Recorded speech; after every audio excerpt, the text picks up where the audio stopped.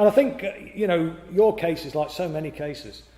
The Labour Party sort of turned into like a 21st century version of the Stasi in certain circumstances, I mean, the whole of the regional officers during the 2016 election were spending their entire days trawling social media to see, for the new members, to see if anybody had posted anything which could vaguely be used as it was vaguely critical or something like that. People being stopped from voting by virtue of the fact that they'd shared something from the Green Party. Well, I've got a lot in common with the Green Party. I mean, I think the Green Party members, I'd like to see them join us, but I've got more in common, I've got to say, with Caroline Lucas on many issues than I have with a lot of people in the PLP.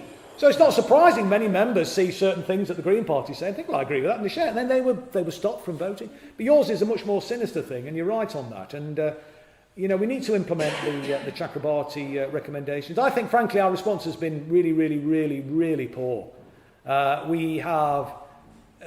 We've tried to reason with people who are completely unreasonable.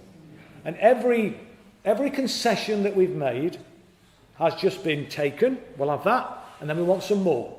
And then another concession is made and think, right, thanks very much indeed, we'll have that. And we want some more. Right, we've got Ken Livingstone, right, we want the next person. Yeah, we've got Marc Wadsworth out of the way, right, we want the next person. Jackie Walker, get rid of her. Get rid of Chris Williams, after me as well, Well, ultimately what they want to do is topple Jeremy. Yes. They will not be satisfied until either Jeremy's stepped down, died, or has been removed. And you cannot reason with people like that. You just can't. No. And so all sorts of absurd accusations are made against people. As I said, we've spent the summer months defending Jeremy against accusations that he's a bigot, that he's a racist.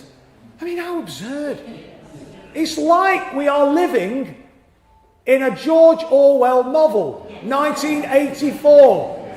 We've got the Ministry of Truth. We've got, doublespeak, black-white, black is white, good is bad. And what they're doing is they're indulging in a phrase or a tactic, and there's a phrase for it which I've never heard of before, but it's a tactic which is being used against Lula in Brazil, where they're tying them up in so much litigation, should I say, legal actions. And that's what they've done to Lula, and obviously they've locked him up now. I think if they could lock up Jeremy, they'd do that as well, obviously, And they're tying him up, and that's what they're trying to do with us. They're trying to bog us down. Thousands of these bloody things have gone in, and most of them are just absurd. People who are dedicated anti-racist. Marc Wadsworth, for Christ's sake. I supported Marc. I went and gave evidence for him. I went to the hearing with him and gave evidence in person, gave him a character witness and went in with him.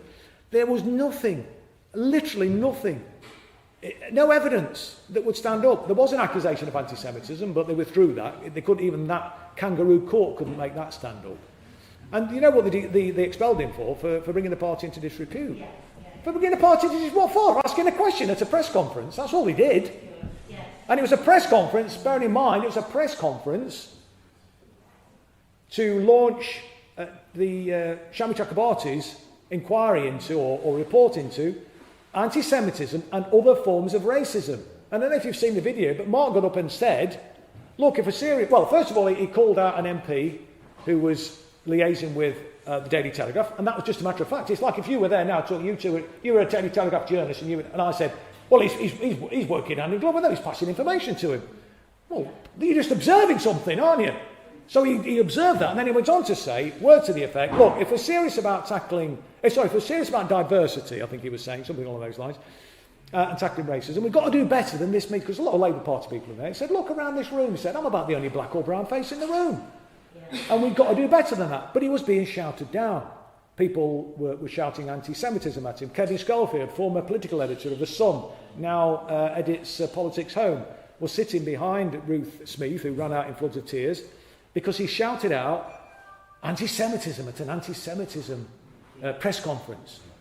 And then they're all trying to shout him down. Bear in mind, a room full of white people shouting down a black guy. Yeah. I mean, what about the optics of that? And then when he went to the hearing, we had 40 or 50 white, privileged parliamentarians marching down to try and influence a hearing, a disciplinary hearing into a black guy. I mean, it was like a scene out of Mississippi Burning. It was disgraceful. Absolutely despicable, in my opinion. And so we've got all that kind of stuff going on. And it's a bloody outrage, it really is. I feel really angry about it. And, the party's just been bogged down The code of practice that they talk about doing is actually, I'm not sure if they've accepted this yet, but I think this is where we'll end up, where there will be sanctions against people who make malicious accusations. We've got to have that. We absolutely have to have that. And I know people are up in arms about that, but I think that will close down some of the, because we've had bloody thousands of them. I mean, it's just appalling. And they, you know, with a relatively small staff, you just can't cope with it. And then meanwhile, people, obviously I think you're back in the party, but other people who are now, they've been suspended for like years. I mean, it's just a scandal, and we just can't have that. And we've got to get a better system in place. And I think that might be the way forward. I think there's a recognition, but there has been, you know, people have been fearful, people have been frightened, people have been definitely chilled free speech, no doubt about it. I'm about the only person that continues to speak up. And even, I say even me, as if I'm anything special, but, you know, I am a little bit cautious at times, you know. And, you know, I'm not saying I want to be gung-ho, and I don't want to upset or offend anybody. Absolutely not. It's the last thing I want to bloody do, you know. Look, we're on the left, aren't we, by and large? We're decent people. We care. We don't want to hurt people. We want to stand up for people. And I think, you know, this is a really pernicious and effective attack, because it's in our DNA to be anti-racist, isn't it? And you're attacking, you know, the very foundation of everything we believe in by implying that we are racist or anti-Semitic. And I've got to say, when I went down to... I was asked to go to speak by the Jewish Voice for Labour outside the Labour NEC when NEC met to deliberate on the IHRA examples.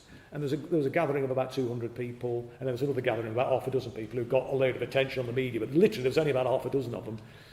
And of the 200 or so that were there opposing the IHRA examples, including obviously the JVL, a large proportion, I couldn't say that they were mainly from the Jewish community, but I do know for a certain fact a large proportion, including Orthodox Jews and secular Jews, and as I say, obviously people from the JVL and so on, were there supporting that, supporting Jeremy. So, you know, so the Board of Deputies and the so-called self-appointed Jewish Leadership Council don't speak for the entirety of the Jewish community. They absolutely do not.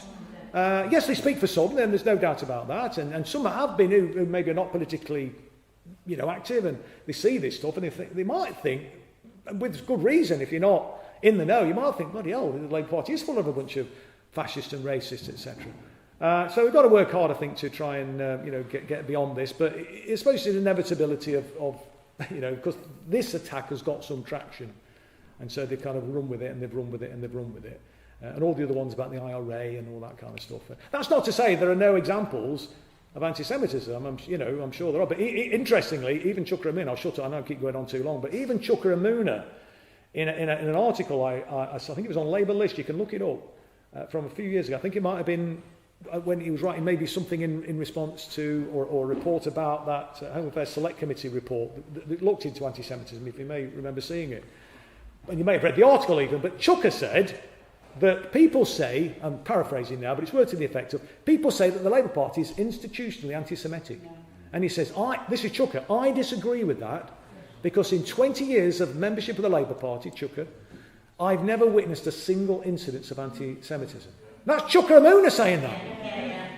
So, and likewise, I mean, I've been a member 42 years, and I've never witnessed, you know, anti-Semitism. I've witnessed other forms of racism inside the Labour Party, I regret to say. Very, very few and far between. None are acceptable, obviously, but I have witnessed that. I've not witnessed the other. But again, I'm not saying it's never happened, obviously. And where it does, we've got to call it out. We've got to close it down. Anti-Semites, racist, they're not, no place whatsoever inside the Labour Party. There can be zero tolerance, absolutely. But let's not, you know, let's not kind of inflate it and imply that it's a major problem when it isn't. And as I say, it's clear that people have weaponised this, and it's not me saying that, it's people in the Jewish community have said that. When even people like Chuka Umunna has acknowledged that he's never witnessed a single incidence of anti-Semitism. And where people have, I think, very mischievously used the appalling abuse which you see online, and then they've conflated that with Labour Party members and said, this is all Labour Party members. Well, where's the evidence of that? Yeah. You know, if you've got any evidence that somebody online is doing that, well, let's have it and let's kick them out. Yeah. But I tell you what, a lot of them are not. I mean, some of them might be on the left, but I also know that some are on the right, the far right, and they're using this to try and sow division. It's that whole kind of divide and rule thing. But anyway.